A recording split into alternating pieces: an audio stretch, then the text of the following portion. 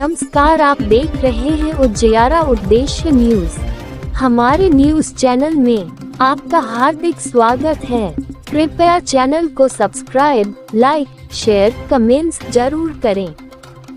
नमस्कार, आप देख रहे हैं उत्तर प्रदेश की राजधानी लखनऊ से उजियारा उद्देश्य न्यूज से विनोद श्रीवास्तव संपादक की खबर।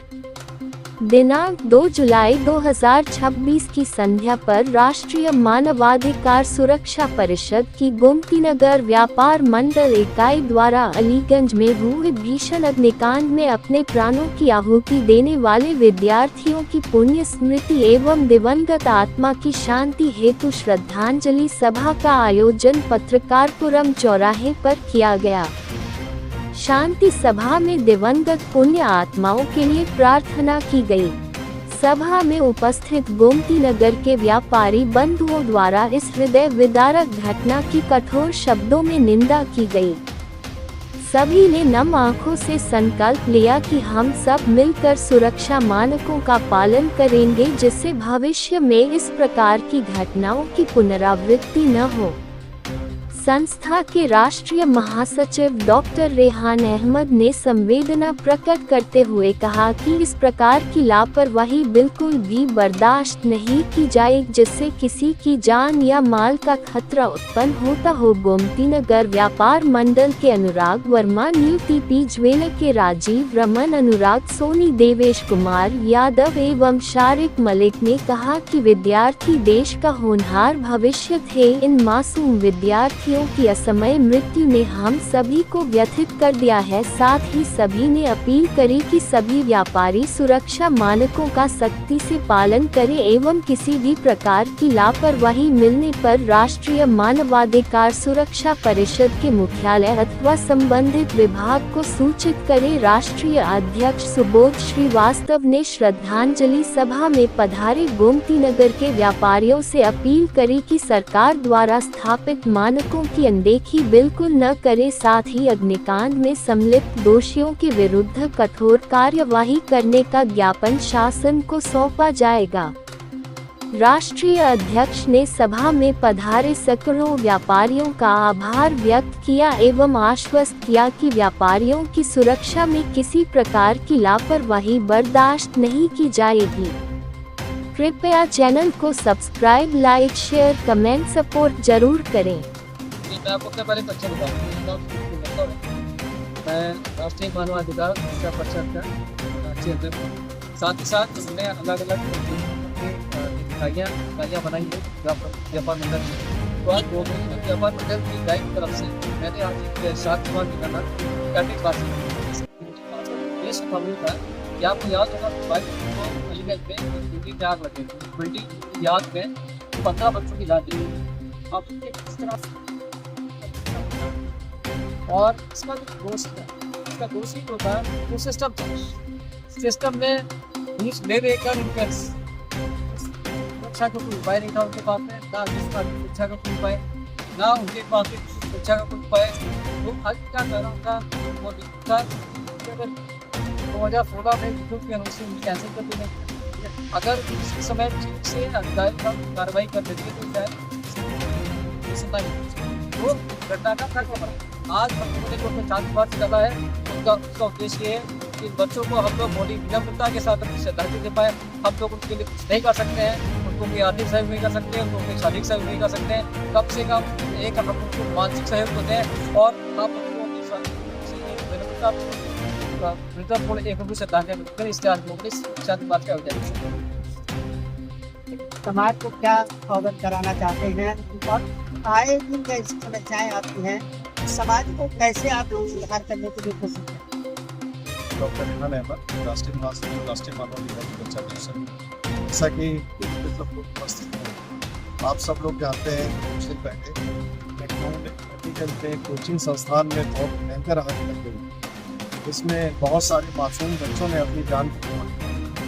तो राष्ट्रीय मानवाधिकार सुरक्षा परिषद जो व्यापार मंडल इकाई जो गोमतीनगर विस्तार और गोमतीनगर से अधिक कार्यरत, तो गोमतीनगर इकाई की तरफ से हम लोगों ने व्यक्तिगत आत्माओं को श्रद्धांजलि देने की शारीरिक जैसा कि सर ने भी बताया अभी कि हम लोग उनके लिए कुछ तो नहीं कर सकते, लेकिन इस घड़ी में मैं ये कहना चाहता हूँ कि दुख की घड़ी में उनके इन परिवारों ने अपने घर के चिरागों को खोया है। आज हमारी संस्था उनके साथ खड़ी है। हर तरीके से जिस लायक हम लोग हैं उस तरीके से हम लोग उनके साथ खड़े हैं। मेरी सिस्टम से अपील है, शासन और प्रशासन से हमारी संस्था की तरफ से एक अपील है कि जैसी दुर्घटना अभी हो गई, जिसमें इतने बच्चों ने अपनी जान की आहुति दे दी, अब भविष्य में ऐसा कुछ ना हो। शासन प्रशासन को अपनी जिम्मेदारी तय करनी चाहिए। कोशिश यही करना चाहिए कि आने वाले वक्त में ऐसी दुर्घटना फिर से दोबारा घटित ना हो। इसके लिए शासन प्रशासन से हमारी अपील है, हमारी संस्था राष्ट्रीय मानवाधिकार सुरक्षा परिषद की तरफ से इसके लिए कोशिश करें और जो भी सुरक्षा के मापक जितने भी जो कार्रवाई है उसके हिसाब से पहले से तैयारी करके रखें, बाद में अफसोस करने से बचना। ये जो लखनऊ में अलीगंज में कुछ दिन पहले जो कोचिंग संस्थान में जिन बच्चों को आग से और दम घुटने से जो मौत हुई है, हम सब व्यापारी लोग, हम यहाँ के दुकानदार भाई उन दिवंगत आत्माओं को अपनी एक श्रद्धांजलि देने के लिए और एक शांति मार्ग देने के लिए यहाँ पर एकत्रित हुए हैं। और हम लोग राष्ट्रीय मानवाधिकार सुरक्षा परिषद की तरफ से हम उन परिवारों को, उन परिवार के सभी सदस्यों को हम अपनी सच्ची श्रद्धांजलि देते हैं और उन परिवारों को भगवान इस संकट की घड़ी में उनको शक्ति दे और उनको आगे उन बच्चों को बहुत मुक्ति मिले। वो कभी भी कहीं किसी देव रूप में हो, उनको शक्ति और मुक्ति मिले। और मैं चाहता हूँ कि व्यापारी हो या चाहे कोई भी वर्ग हो, जो भी हमारे अग्निकांड की घटनाएं घट रही लखनऊ में, आपने देखा होगा कई तरह की घटनाएं इस बीच घटी हैं। मैं चाहता हूँ चाहे व्यापारी हो, चाहे संस्थान हो, चाहे कहीं भी हो, अगर जिसका जो मानक है, मानक के अनुरूप मैं शासन प्रशासन से अपील करूँगा उसका मानक शांतिपूर्वक जो भी उसके मानक है उसको अपनाया जाए।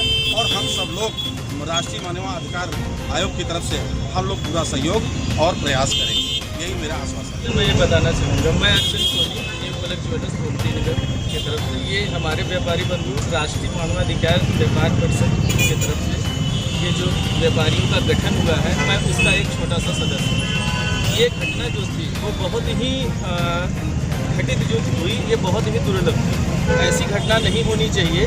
हम लोग इसीलिए ये कैंडल मार्च निकाले हैं कि उस बच्चों को, जितने भी बच्चे ने इसमें अपनी जान गंवाई है, उनको श्रद्धांजलि अर्पित करें। और आने वाले समय में सभी व्यापारी बंधु मिलकर एकजुट होकर हर एक जगह, हर एक कॉम्प्लेक्स, हर एक संस्था पे जो हमसे जुड़े हुए हैं, हर जगह इस चीज़ को अवगत कराएं कि भविष्य में दोबारा ऐसी घटना न हो जहां ये सारी सुविधाएं न हों। जैसे फायर का सुविधा अगर नहीं है वहाँ पे, तो उस चीज़ को लिए अवगत कराएं ताकि वो चीज़ लगे, आगे कोई ऐसी दुर्घटना न हो जिसके वजह से हम और हमारा समाज इस चीज़ को खो दें। एक अच्छे होनहार बच्चे भविष्य जो इस देश के थे वो खो दिए। इस तरीके की लापरवाही उस पर आपका कार्य।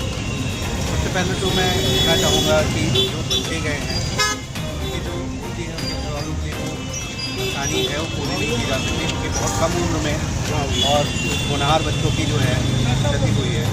और इसमें कहीं ना कहीं हम सबकी और सरकार की लापरवाही है, क्योंकि जब तक हम लोग जागरूक नहीं होंगे और अपने अधिकार के लिए नहीं लड़ेंगे, जैसे जिस बिल्डिंग में, जिस कोचिंग संस्थान में या जिस बड़े पैमाइश में अग्निकांड होते हैं और वहाँ पे अग्नि व्यवस्था पूरी नहीं होती है, सारे मानक पूरे नहीं होते हैं, मेरा कहने का मतलब ये है कि सरकार हर जगह पे नहीं ध्यान दे सकती। जब तक हम लोग जागरूक नहीं होंगे, अपने अधिकारों के लिए हम लोग अपनी आवाज़ नहीं उठाएंगे। जिस कोचिंग में हमारे बच्चे पढ़ते हैं, अगर वहाँ पे सारी चीज़ें, अगर फैसिलिटी मिलती हैं अग्नि के लिए, अगर सारे मानक पूरे होते हैं, तो शायद आगे चल के ये कांड जो है वो कम किए जा सकते हैं। क्योंकि आज के टाइम में जितने अग्निकांड हो रहे हैं, यहाँ से लेके दिल्ली से लेके हर जगह पर, आज भी लखनऊ में एक खुर्रम नगर चौराहे पे अग्निकांड हुआ है। मेरा कहने का मतलब ये है कि शायद इस सब के पीछे की कहीं ना कहीं जिम्मेदार हम लोग खुद हैं, क्योंकि हम लोग खुद थोड़ी सी चीज़ों के लिए, अपनी सुविधाओं के लिए आगे की चल के मानक पूरे नहीं करते हैं, या बिल्डिंग पैमाइश में जो है छोटी मोटी कमियां होते हुए उसको नज़रअंदाज करते हैं, और जो आगे चल के बड़ी दुर्घटना का कारण बनती है।